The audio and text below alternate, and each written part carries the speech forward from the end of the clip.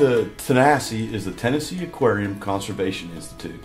They are the research arm of the Tennessee Aquarium. Basically, they've got two missions. Mission number one is to save clean drinking water, and mission number two is to preserve aquatic life and their habitats. Our objective was to find ways to, number one, show them that not only do we believe in clean drinking water and saving aquatic life, but what we could do to add value to their statement, to their mission, and basically enhance everything that they do. From day one, the first thing John Rudez did when he got his trailer set up was get the TV set up and start YouTubing videos on everything freshwater. He wanted to know exactly what they were doing. He wanted to know what kind of fish they were growing. And as he started to develop that cache of information, he all of a sudden geared himself with the right questions to go ask the owner every time that they came out to meet with us. Every week when all the subs would come, he'd kind of go over the lessons of, hey, this is what the building's going to be used for. And he'd pull up a photo of a river sturgeon, and he'd have all these subs in there and spending time asking about it, and it generated a lot of questions about, oh, so that's what the tanks are for.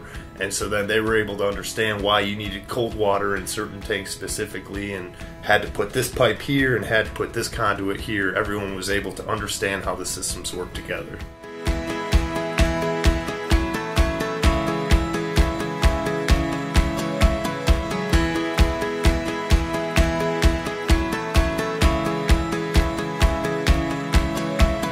Company called Bridge Builders, and they specialize in wooden bridges.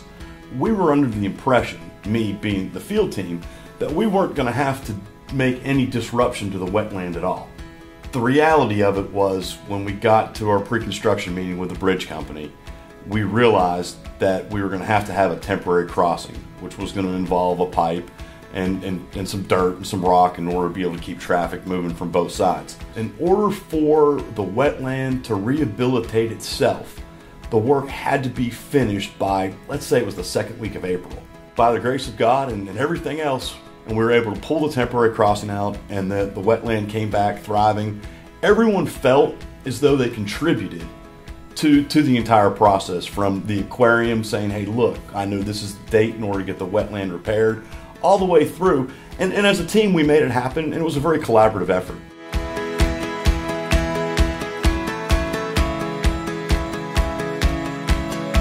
One of our ideas was, for the driveway, rather than leaving it as pug, to use asphalt millings mixed with pea gravel.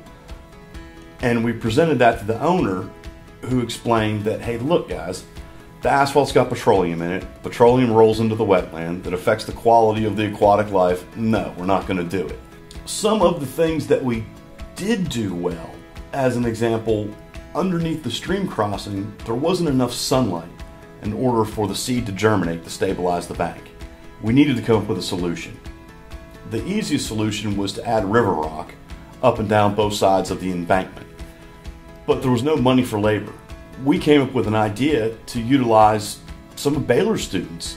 The Aquarium Conservation Institute is on Baylor's campus. Well, we approached the Baylor wrestling team, or should I say the aquarium approached the Baylor wrestling team, and it was wrestling season, and those young men were actually really happy to take all the stones and place them to stabilize underneath the stream crossing.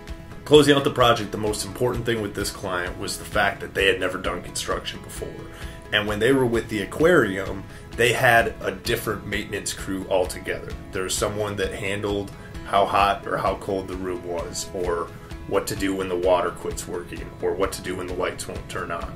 And now you have a bunch of people that are having to take over their own building maintenance because they are off-site from the rest of the aquarium.